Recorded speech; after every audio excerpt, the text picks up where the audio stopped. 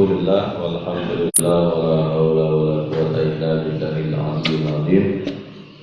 Asyhadu an la ilaha illallah, asyhadu anna Muhammadan abduhu wa rasuluhu. Allahumma shalli ala Muhammad wa ala ali Muhammad. Sallallahu alaihi wa sallam kulli sahabati Rasulillah ajma'in. Alhamdulillah, syukur kepada Allah. Pagi hari ini kita dihimpun oleh Allah di masjid ini. Allah yang perjalankan kita di pagi hari ini, Allah yang telah membangunkan kita dan memberikan nikmat sehingga bisa hadir di masjid ini. Sebuah keberkahan yang Allah berikan kepada kita, dan semoga majlis kita ini majlis yang diberkahi Allah Subhanahu wa taala. Serta salawat dan salam marilah kita mohonkan semoga tercurah kepada baginda Nabi Muhammad sallallahu alaihi wasallam sebagai uswah dan qudwah hasanah buat kita semua. Bapak-bapak, ibu yang dimuliakan oleh Allah, kita lanjutkan kembali kajian tafsir kita masih di surat At-Tariq. A'udzu billahi minasyaitonir rajim. Bismillahirrahmanirrahim. Was-samaa'i wat-tariq wa ma adraka mat-tariq an-najmu as-saabiq in kullu nafsin lamma 'alaiha hafidh. Di minggu yang lalu kita sudah menjelaskan tentang was-samaa'i wat-tariq, sumpah Allah Subhanahu wa taala dengan langit, wa tariq, dan tariq itu sendiri artinya adalah dari kata taraqa yang artinya adalah mengetuk, sebagaimana Nabi Ibrahim alaihissalam di malam hari mendadak diketuk pintunya oleh empat malaikat Israel, Israfil, Mikail, dan Rafi'il, yang artinya itu bahasanya Ibrani ya. Kail itu artinya adalah hamba Allah. Tapi boleh gak kasih nama anak Israel? Ya boleh saja, karena memang artinya adalah hamba Allah Subhanahu wa taala. Lalu Allah mengungkapkan dengan wa ma adraka mat-tariq. Kemarin kita sudah menjelaskan kata adra itu sepadan dengan kata al-qari'ah, mal-qari'ah, wa ma adraka mal-qari'ah. Kalau di ayat yang lain, wa ma yudrika la'allahu yazakka. Apa bedanya yudrika dengan wa ma adra? Kalau wa ma adra, sesuatu yang dikabarkan oleh Allah, Allah yang menjelaskan. Misalnya al-qari'ah, mal-qari'ah, wa ma adraka mal-qari'ah. Apa itu al-qari'ah? Allah sendiri yang menjelaskan. Tapi kalau wa ma yudrika la'allahu yazakka, itu tidak ada yang tahu, tidak ada yang paham. Karena memang hati manusia itu, wa ma yudrika la'allahu yazakka, tidak ada orang yang tahu tentang hati manusia. Karena memang sebenarnya wa ma yudrika la'allahu yazakka itu dari kata wa ma yudrika la'allahu yatazakka. Ada huruf tak di sana sebenarnya, tapi dihapus oleh Allah, karena dalam kaidah bahasa Arab in zadal harfa zadal makna. Kalau hurufnya bertambah, maka maknanya bertambah. Kalau hurufnya dikurangi, berarti dia akan lebih spesifik. Maka Allah tidak mengatakan wa ma yudrika la'allahu yatazakka, tapi wa ma yudrika la'allahu yazakka. Kenapa? Karena hati kita ini tidak ada yang tahu, sehingga kita tidak boleh membuat kesimpulan tentang diri orang lain. Diri orang lain. Kenapa? Karena hati manusia itu milik Allah Subhanahu wa taala. Nah, kalau di sini Wa ma adraka, berarti kalau kata adraka berarti Allah yang akan menjelaskan apa yang Allah inginkan. Misalnya tadi ya, was sama'i wat tariq, wa ma adraka mat tariq, tahukah kalian apakah itu at-tariq? Nah, baru Allah menjelaskan an-najmu saqib. Ya, an-najm ada yang disebut dengan al-kawakib, ada disebut dengan an-nujum atau an-najm. Kalau kawakib sesuatu bintang, tapi yang dilihat itu bukan bintang itu dilihat dari posisi kokohnya. Kalau an-najm itu dilihat dari sisi cahayanya. Ya, cahayanya. An-najmu saqib, saqib itu diterangkan di sini ayat yang ketiga. Aqsamallahu subhanahu bis sama'i wan najm alladhi yasruqu lailan. Jadi seperti langit kata Allah Subhanahu wa taala, wan najm alladhi yasruqu lailan, lalu datang ya tiba-tiba malam hari. Wa ma adraka ma u'zima hadzal nujum huwa an-najmul mudhi'ul mutawaddij ma kullu nafsin illa awkala bihi al-malak raqibun yahfazu alayhi a'maluha lituhasaba 'alayha yaumal qiyamah. Seperti bintang yang bercahaya itu, tahu-tahu kalau kita melihat di kamar kita, kalau orang dulu ya, jadi tahu-tahu ada cahaya yang masuk ke kamarnya karena memang ada lubang ya, karena ada cahaya bulan di tengah malam, tahu-tahu ada cahaya yang masuk. Kira-kira kita akan mengatakan, ini ada cahaya apa? Nah, itulah gambaran Allah Subhanahu wa taala tentang kagetnya kita bahwa suatu saat kita akan berada di alam yang berbeda. Ya. Tahu-tahu Pak tidur gitu ya. Tidur di malam hari, tahu-tahu kita sudah tidak berada di alam kita ini, karena sudah masuk ke alam barzakh. Begitulah kagetnya kita, seperti kita melihat cahaya an-najm tadi, cahaya bintang yang masuk ke kamar kita, lalu kita kaget, ini di alam mana? Sesungguhnya kita sudah masuk di alam barzakh. Seperti itulah kematian kata Allah Subhanahu wa taala.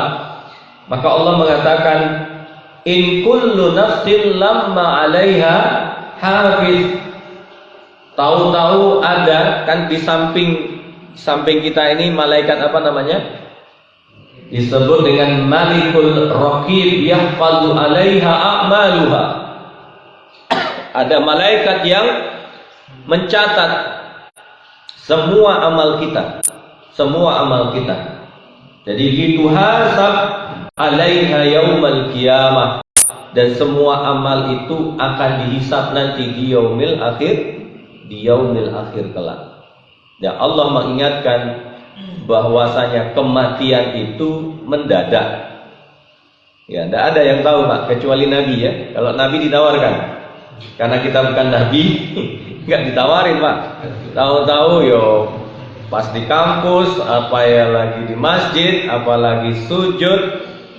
Persoalannya kesadaran kita bahwasanya ini kan Allah sedang mengetuk kesadaran kita bahwasanya kematianmu itu akan datang mendadak, seperti engkau baru sadar ada cahaya yang masuk ke dalam kamarmu dan kamu kaget.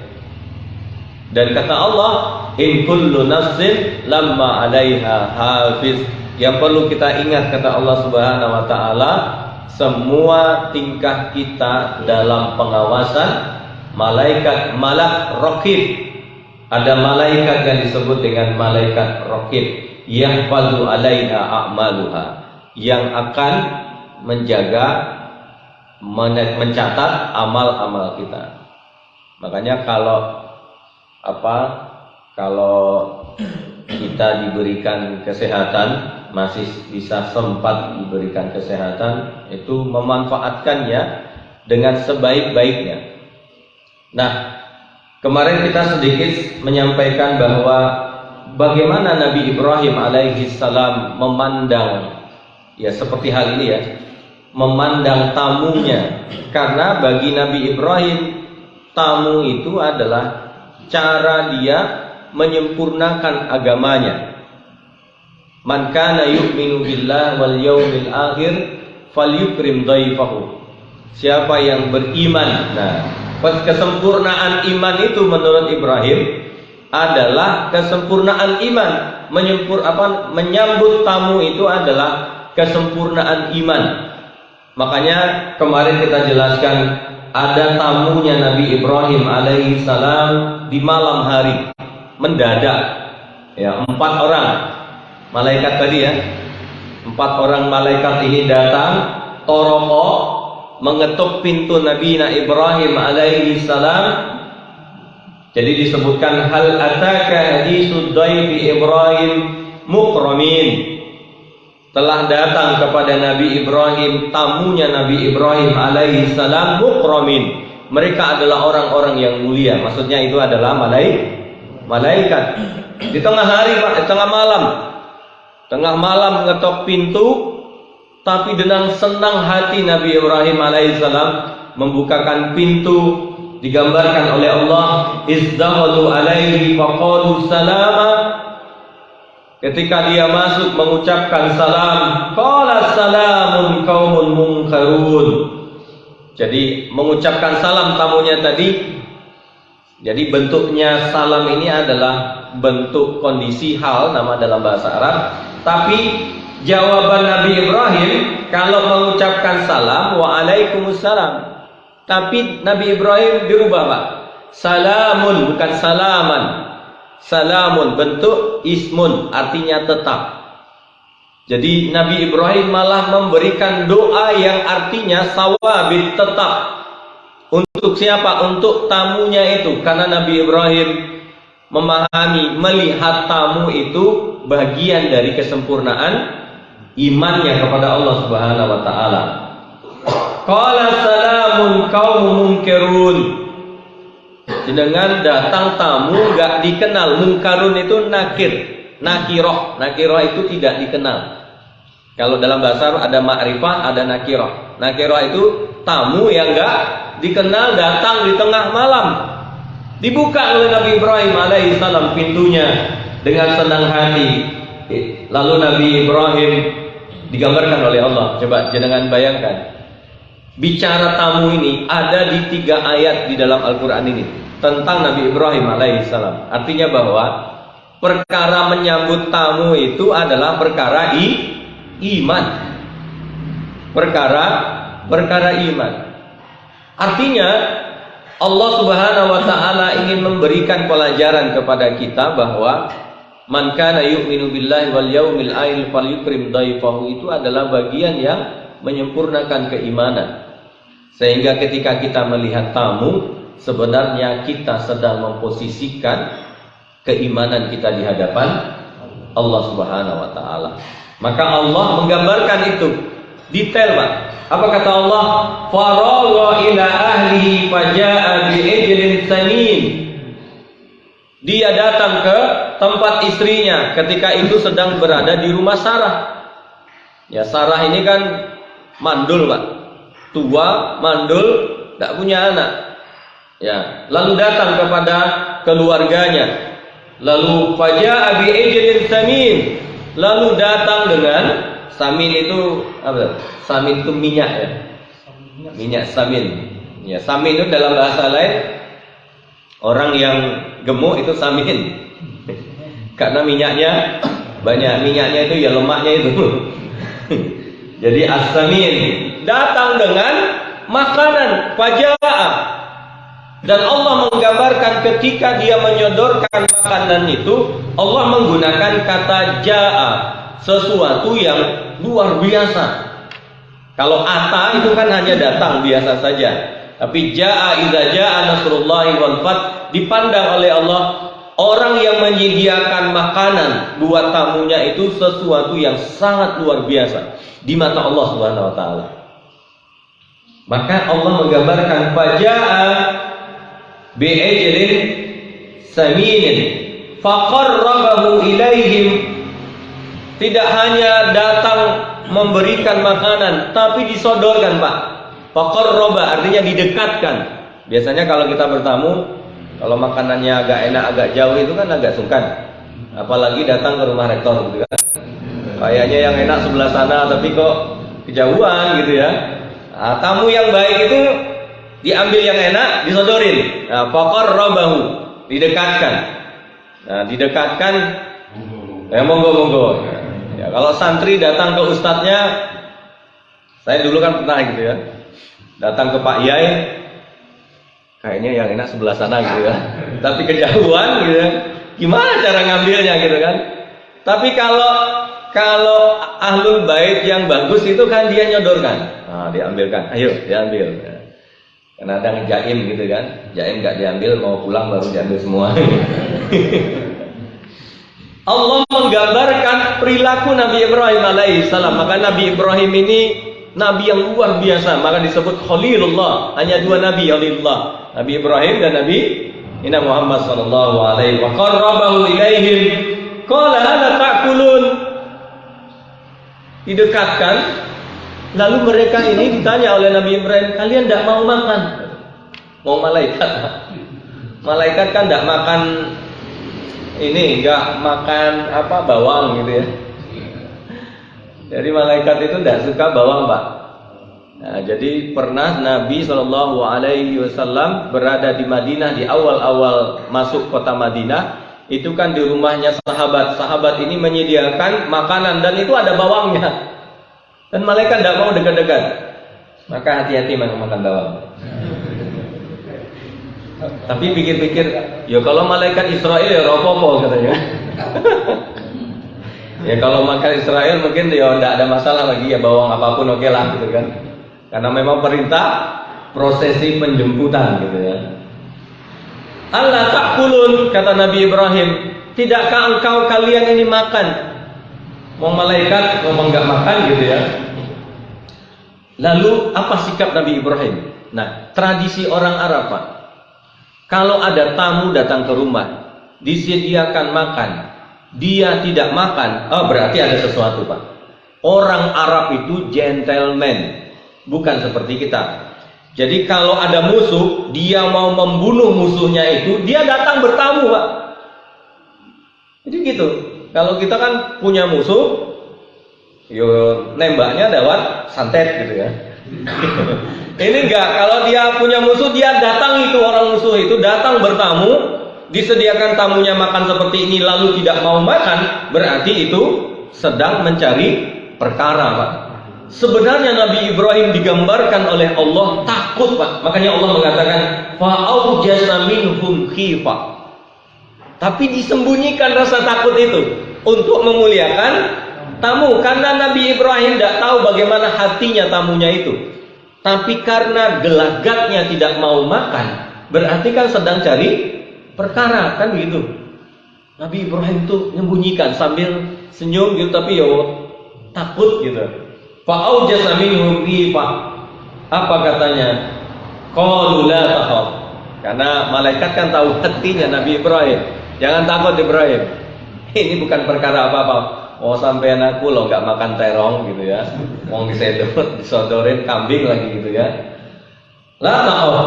Wa basyarahu bi ghulamin alim. Kami datang ke sini sebenarnya ingin datang ke kaumnya Nabi Lut alaihi salam. Ya, bukan datang kepadamu. Kami hanya sebentar saja di sini. Ya, kebetulan datang untuk pintu malam hari gitu ya. Mengagetkan. Kami hanya ingin mengabarkan bahwasanya engkau akan dapat anak laki-laki. Bi ghulamin alim. Siapa itu? Ishak. Ya, dari Sarah. Jadi apa kata Sarah ketika itu? Kan Sarah nguping, Pak. Ya, nggak tahu ya, ibu-ibu kebiasaannya nguping apa enggak? Ya, fa'aqbalat, ini tandanya satu nguping. Fa'aqbalat imra'atuhu. Ya, fa'aqbalat imra'atuhu. Nah, istrinya Nabi Ibrahim itu nguping. Lalu karena nguping kan terdengar tadi bahwa malaikat mengatakan, mengkabarkan gembira bahwasanya dia akan punya anak laki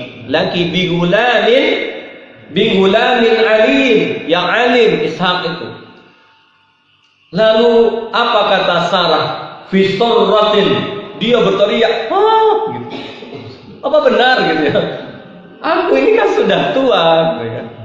Lalu fasaqat wajhah, lalu diginikan.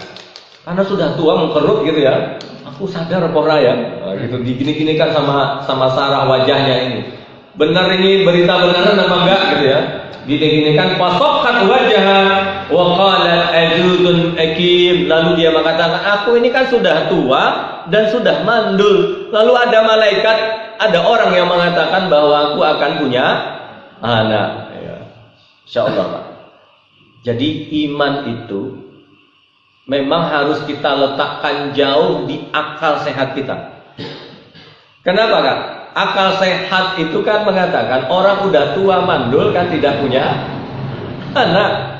Tapi iman mestinya kita letakkan jauh di atas pikiran kita ini.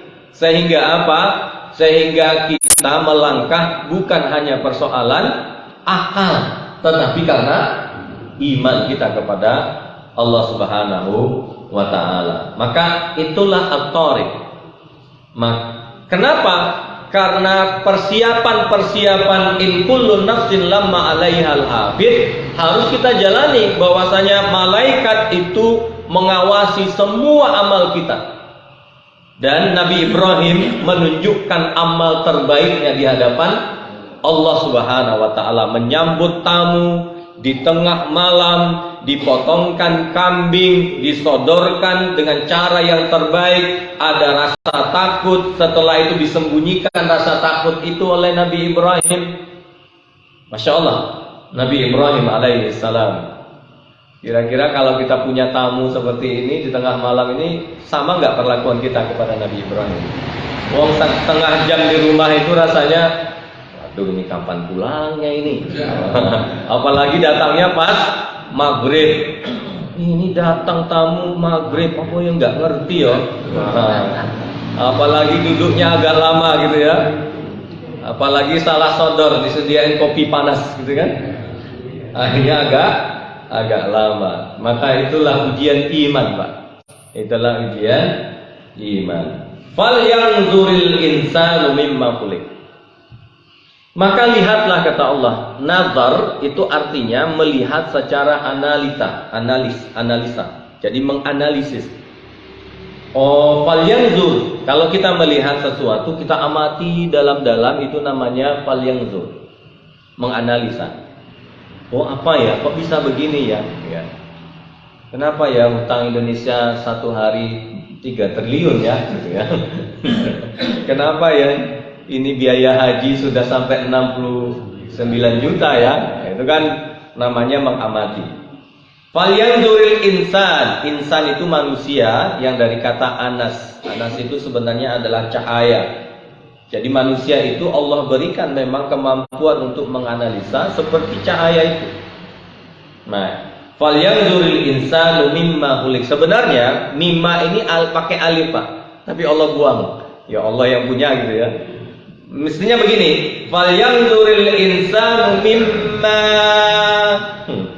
Tapi Allah hapuskan. Hanya dibaca mimma khuliq. Mimma khuliq. Ya. Dari apa dia diciptakan. Ya. Maka Allah menggambarkan khuliqa mimma indafid yakhruju min baini sulbin wa qara'in. Yes. Saya rasa demikian. Kita lanjut di minggu yang akan datang. Ya, karena minyak samin di sebelah kanan sudah siap. Minyak saminnya, tapi warnanya hitam, ya. Ya, Allah a'lam bishawab. Kita tutup dengan doa kafaratul majlis. Subhanallah wa bihamdihi asyhadu an la ilaha illa anta astaghfiruka wa atubu ilaik. Qul qawli hadza astaghfirullahal azim. Assalamualaikum warahmatullahi wabarakatuh.